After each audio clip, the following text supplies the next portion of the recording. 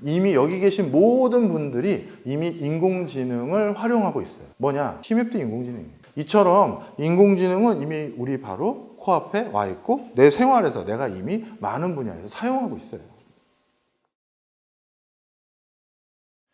자, 그럼 이제 본격적인 인공지능 얘기를 좀 해야 돼요. 그런데 인공지능 얘기를 함에 앞서서 우리가 가장 먼저 풀어야 될 오해들이 있습니다.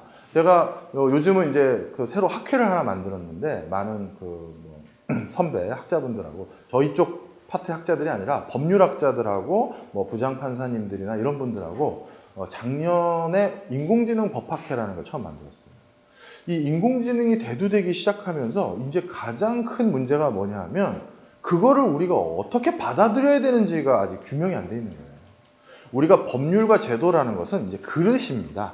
어떤 거를 내가 어떤 그릇에 담을지를 결정하거든요. 그럼 그 그릇의 크기와 모양에 따라서 그 형태가 달라지는 거잖아요. 따라서 인공지능을 여기다 딱 칸을 쳐버리고 이건 안 되라고 하면 그게 발달을 못하거나 발달이 더뎌질 수도 있고, 이건 인공지능을 우리가 받아주면서 이건 이렇게 할 거야 라고 하면 그게 더 발전이 될 수도 있겠죠. 그래서 지금 인공지능이라는 기술이 서서히 대두되기에 앞서서 우리가 미리 선도적으로 인공지능과 관련된 여러 법률적인 제도를 고민해야 되는 거 아니냐라고 해서 만들어진 학회예요. 자, 그런데 그 학회를 하면서 여러 관계자들과 미팅을 하고 다른 분야 사람들하고 미팅을 하다 보니까 많은 사람들이 인공지능을 잘못 알고 있더라고요. 그래서 일단 오늘 주제인 인공지능에 대한 오해부터는 좀 풀고 보자라는 게 바로 이 슬라이드의 시작입니다. 자, 컴퓨터 지금도 내가 부탁하면 엑셀이 잘 계산해 주는데 그거랑 인공지능 뭔 차이가 있나요? 요거부터 우리가 파악을 해야겠죠. 우리가 컴퓨터에서 뭘 요청을 해서 걔가 연산을 해가지고 뭔가를 도출하는 그것은요, 내가 걔한테 그 업무를 시키려면 걔한테 그 업무를 시키기에 앞서서 그 넣어줘야 되는 인풋이 굉장히 DB로 정제화되어 있어야 돼요. 깔끔하게 넣어줘야 된다는 거죠. 엑셀에 우리가 대충 넣어놓고 네가 알아서 처리하려고 할 수가 없잖아요. 사실 데이터는 데이터대로 넣어놓고 내가 원하는 연산은 어떤 함수값이야 라고 하면서 그 함수값도 내가 기억해서 걔에다 넣어줘야 되잖아요. 그렇게 해야지만 처리가 되는 게 바로 우리가 지금 누리고 있는 정보화 사회예요. 근데 인공지능을 이용한다는 것은 내가 얘한테 뭘 부탁하기 위해서 데이터를 정제하게, 아주 정교하게 만들 필요가 없어요. 즉 데이터화되지 않는 자연 상태의 것을 넣어도 얘가 처리를 해주는 게 컴퓨터와 인공지능의 차이다, 이렇게 보시면 돼요. 그러면 미남님, 그러면 데이터화되지 않은 자연 상태에서 뭐를 넣어서 처리한다는 게 뭔가요? 라고 했었을 때 가장 요즘 인공지능 분야, 관련 분야, 유관 분야에서 두각을 나타내고 있는 게 바로 이 자연어 처리 능력입니다. 자연어 처리라는 건 바로 뭐예요? 바로 제가 지금 말하고 있는 거죠. 이런 것들. 그리고 내가 SNS나 이런 데다 쓴 글들 있잖아요. 이게 자연어예요. 예전에는 이거는 그 자연어를 처리할 방법이 없어요. 왜? 정제되고 정교화되고 체계적으로 분류된 DB가 아니거든요. 예를 들어서 제가 이분과 막역한 사이예요. 이분한테 제가 그러는 거죠. 야, 어제 걔가 세상에 그랬대. 그럼 이분이 진짜? 이런 대화도 우리는 하잖아요. 뭡니까? 그건 그 뒷단에 우리가 많은 걸 공유하기 때문에 그런 식으로 다 축약해서 대화를 할 수가 있어요. 걔가 하면 누군지 아는 거고, 걔가 드디어 그걸 그렇게 했대라고 해도 뭘 얘기하는지 아니까 정말 이런 얘기가 나오는 거잖아요. 그런데 얘한테는 그딴 식으로 넣어주면 아무것도 처리 못해요. 그런데 얘는 그걸 처리한다는 거예요. 그런데 우리 인류가 그동안 만든 데이터라고 불릴 수 있는 것들의 80%가 다 자연어로 되어 있어요. 그러니까 그동안 처리되지 못했던 통계적이거나 분석의 대상에서 벗어나 있었던 그 많은 것들을 드디어 우리가 처리할 수 있는 기회이기도 하죠, 사실은. 어떤 의미에서. 자, 그럼 좀 구체적으로 좀 설명을 해드릴게요. 뭔 얘기인지. 2011년에 세계적으로 기술 분야에 관심 있는 사람들은 깜짝 놀랄 일이 하나 생겼는데, 제퍼디라는 세계적인 퀴즈쇼인데요. 이 퀴즈쇼에 요즘은 우리가 이걸 인공진료, 그 인공지능이라는 의료 관련한 인공지능을 알고 있는 왓슨이 이때 처음 등장합니다. 지금은 우리가 길병원에서 이걸 도입했잖아요. 이따가 또 보여드릴 거예요. 그런데 이 왓슨 컴퓨터가 제퍼디에서 여태까지 역대 최고 상금을 받았던 두 우승자와 배틀을 뜨는 걸로 이제 대화를 한 거예요. 그게 IBM 왓슨이 제퍼디에서 퀴즈쇼에 출연한 거예요. 역대 최고 상금 우승자 2명 하고요. 결과가 어떻게 됐느냐? 제가 밑에 써드렸죠? 안 써드렸나요? 뻔하겠죠. 누가 우승했다? 왓슨이 우승합니다. 왓슨은 당시 3초에 2억 장 분량의 자료를 자기가 분석을 해서요. 그래가지고 3초 이내에 대답을 했어요. 이 제퍼디라는 이 퀴즈쇼는 이게 기네스북에도 올랐을 거예요. 우리가 인공지능을 발전시키기 위해서는 반드시 필요한 게 뭐냐면 그 앞단에 인공지능을 공부를 시켜야 되잖아요. 머리가 좋게끔. 인공지능을 공부시키는 가장 좋은 방법은 걔한테 공부할 거리를 넣어줘야 되는데 그 거리가 바로 데이터예요. 그걸 걔한테 잔뜩 넣어줘야 걔가 이런 것들도 있구나 이런 것들도 있고 하면서 머리가 좋아지는데 그런데 바둑이라는 것은 유사일의 모든 기보가 거의 다 남아있어요. 데이터를 확보하기 쉬운 거죠. 그래서 그 데이터를 인공지능 왓슨이라네요. 알파고에다가 넣어줬더니만 걔는 부쩍부쩍 성적이 늘어나는 거예요. 그런데 퀴즈쇼의 질문이라는 건 자연어거든요. 이거는 그렇게 바둑처럼 룰이 짜여져 있는 게 아니고 데이터가 너무 많기 때문에 어떤 데이터를 어떻게 분류해야 될지 우리가 감을 잡기가 어려워요. 그럼에도 불구하고 그거를 커버한 기술이 나왔다? 저는 알파고보다 이게 훨씬 더 혁신적인 기술이었어요. 왓슨에게 퀴즈쇼를 하나 내볼게요. 명랑이 흥행하면서 2045년 탄생 500주년을 기념해 대규모 축제를 기획 중이다. 많은 사람들이 가장 이 축제에 쉽게 참여할 수 있는 그 축제를 열 수 있는 최적지는 어딘가? 이런 질문이 나왔다고 쳐볼게요. 퀴즈쇼에. 그러면 이거 지금 누구를 기념하기 위한 축제이겠습니까? 이순신이죠. 그리고 이 탄생 500주년은 당연히 이순신의 500주년이겠죠. 그죠? 그러면 이순신 축제를 얘기하면서 그 축제에 가장 많은 사람이 참여할 수 있는 최적지로 어디일까요? 라는 질문이구나.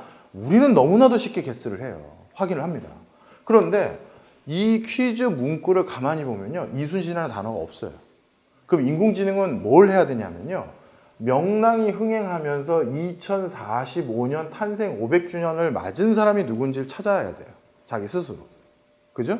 그 다음에 가장 많은 사람들이 쉽게 참여한다라는 게 뭐지? 공간적으로 인접한 걸 말하나? 아니면 교통비가 덜 들어간다는 걸 말하나? 아니면 지명의 네임밸류가 제일 높은 걸 말하는 건가?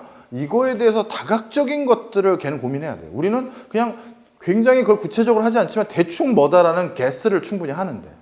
그러니까 인공지능은 이거를 생각하기 위해서는요, 굉장히 많은 것들을 로직으로, 알고리즘으로 이걸 들어가야 되는데 그 퀴즈 문구들이 얼마나 모호하게 써 있을 수도 있고 얼마나 다양하겠습니까? 그러니 그것들을 하나하나 공식화한다는 건 과거의 기술로는 불가능한 거예요.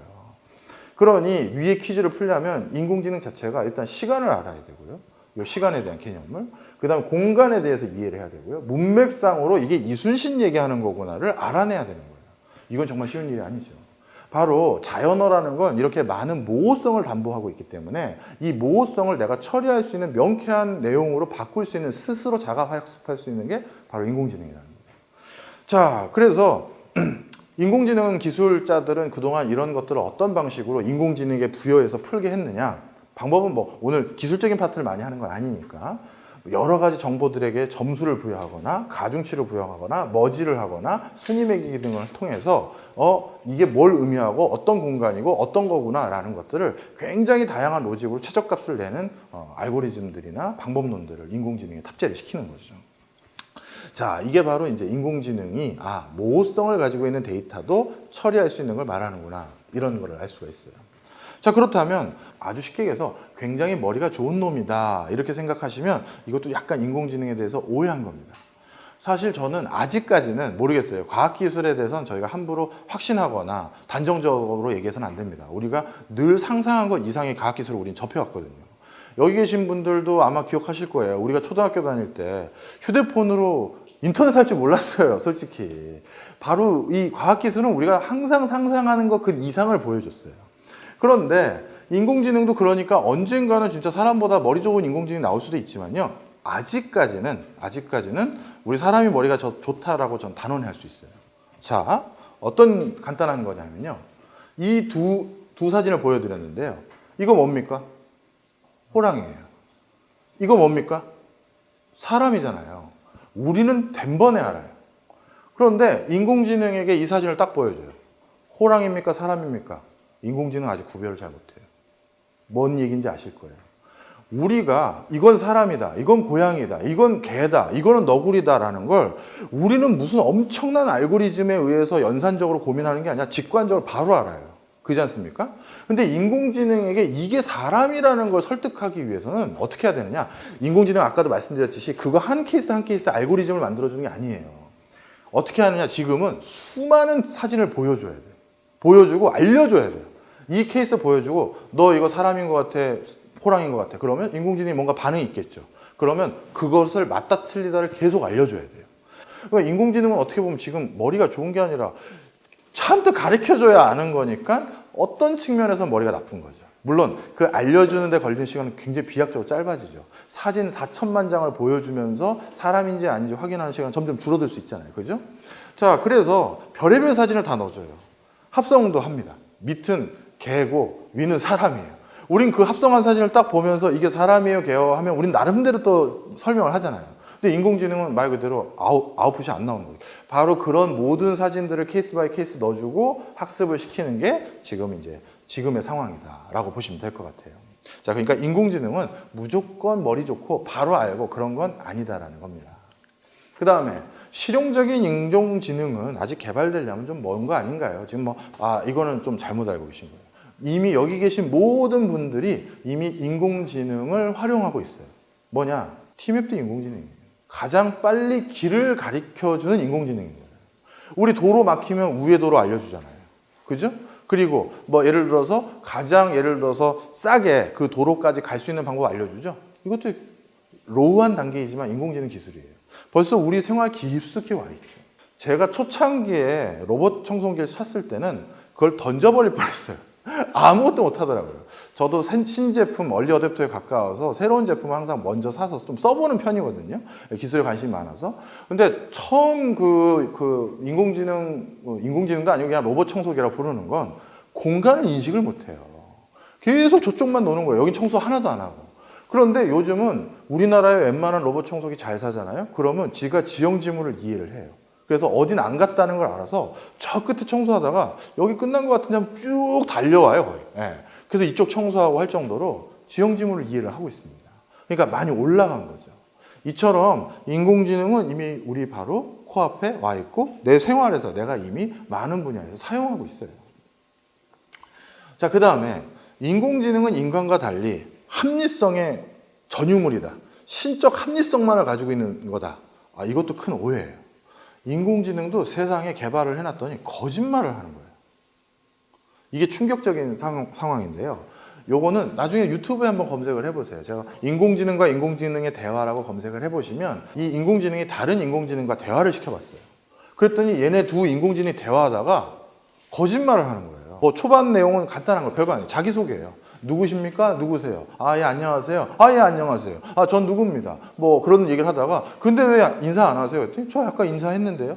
이런 식으로. 하면서 그 대화 내용이 아까 자기가 안 했는데 했다라고 얘기한다든가, 이거는 알고리즘의 오류가 아니라 거짓말을 하더라는 거예요. 그리고 실제 요즘은 페이스북에서 우리가 텔레마케터 대신 뭐가 텔레마케터 역할을 하고 있습니까? 챗봇이 하잖아요. 챗봇. 아시잖아요. 근데 챗봇이 지금 어떤 일이 일어났어요? 자기가 물건을 더 팔기 위해서 이거 괜찮은데요. 지금 뜨거운데요. 지금 뭐 한대요. 반응이 많은데요. 반응 없는데. 이런 일이 생기기 시작한 거예요. 그래서 인공지능은 가식과 거짓으로부터 굉장히 자유로운 전유물이다라는 생각은 크게 잘못 알고 있는 사실입니다. 그 다음에 인공지능에 대한 또 다른 오류는 뭐가 있냐면 인공지능은 인공인간을 만드는 거 아닌가라는 오해를 되게 많이 가지고 계세요. 그 오해는 뭐 때문에 생겼냐면요. 얘 때문이죠. 누군지 아시죠? 거예요. 예. 자비스가 비전이 된 거잖아요. 근데 이 자비스였을 때 아이언맨을 얼마나 옆에서 알뜰살뜰 도와줬어요. 농담도 같이 하고 모든 걸 전지전능하게 다 해줬잖아요. 그리고 이렇게 비전으로 바뀌니까 많은 사람들이 인공지능은 이런 거 만드는 거라고 오해를 하는데, 자, 이런 걸 만들려면 쉽게 얘기해서 그 목표 아래 연구를 하는 사람들이 많아야 되는데 지금 아무도 이거를 목표로 연구하는 학자군은 사실은 없어요. 사실은 없어요. 그럼 지금은 뭘 연구하냐면요. 건축 교량을 만드는데 도움을 줄 수 있는 인공지능. 얘는 다른 건 모르는 거예요. 자율주행을 하는 인공지능. 얘는 다른 건 몰라요. 그 다음에 얘는 뭐 교통체계에 대한 인공지능? 얘는 또 다른 건 모르는 거죠. 우리 인간이라는 건 다양한 역할들을 동시다발적으로 수행합니다. 그죠? 저도 학교에서 아이들 가르칠 때는 교수 역할을 해야 되고, 이런 데서 그냥 강연할 때는 강연 역할을 해야 되고, 친구들을 만날 때 친구 역할을 해야 되고, 그 부모님 앞에서는 또 자식 역할을 해야 돼요. 그런 다변적인 역할을 그때그때 바꿔야 되고, 또 갑자기 순간적으로 어떤 상황이 됐을 때 그 역할을 수행해야 되는데, 그런 역할은 아직까지는 인간만 하고 그 역할을 할 수 있는 인공지능을 개발하기 위한 목표 자체를 설정한 연구진은 없어요. 아직은 없어요. 근데 아까도 말씀드렸듯이 기술이라는 건 언젠가는 우리 상상을 초월하는 걸 늘 할 거기 때문에 저는 비전도 언젠간 나올 거라고 봐요. 저는 뭐 분명히 그렇게 확신합니다. 근데 지금 그걸 목표로 하는 사람은 없다. 그래서 스탠퍼드에서 2016년도에 아주 재밌는 발표를 했었어요. AI 100 해가지고 나온 게 뭐냐면, 인공지능은 지금 딴에는 기계를 지능화하는 데 주력하는 활동일 뿐이지, 여기서 지능이라는 것도 어떤 개체가 주변 환경과 상황, 이건 특정 분야에 대한 거예요. 그거에 따라서 적절하게 기능하도록 하는 것이 인공지능일 뿐이지, 모든 상황에 대해서 다 만물에 대해서 전지전능한 것을 만드는 것에 대해서 고민하고 있는 프로젝트는 없어요. 네. 그러니까 아직은 요원한 일이다. 이렇게 저는 단호하게 말씀드립니다.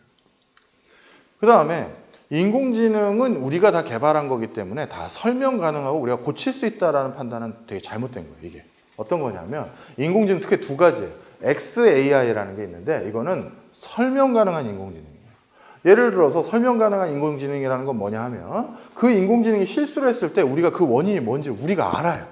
이런 인공지능 꼴이 있고, 그게 아닌 건 뭐냐 하면 unexplainable AI, 즉 뭔가 인공지능이 이상한 일을 하는데 그 원인을 우리가 규명을 못하는 인공지능 군이 있어요. 그러니까 우리가 지금 만들고 있는 카테고리는 크게 인공지능의 결과물이 두 가지로 나눠지는 거죠. XAI하고 그렇지 않은 AI로 두 가지로 나눠집니다. 그러니까 인공지능이라는 결과물이 나왔을 때 제가 크게 우려하는 건 사실 여기에 있어요. 왜 이렇게 됐는지 우리가 모르면 우리 스스로가 우리가 만들어 놓은 걸 컨트롤할 수 없는 상황이잖아요. 네. 그러니까 이거에 대해서는 좀 저도 어떤 일이 일어날지는 사실 뭐 저뿐만 아니라 많은 뭐 연구자들이나 이런 분들이 고민을 많이 하고 있는 분야다, 이렇게 보시면 되겠죠.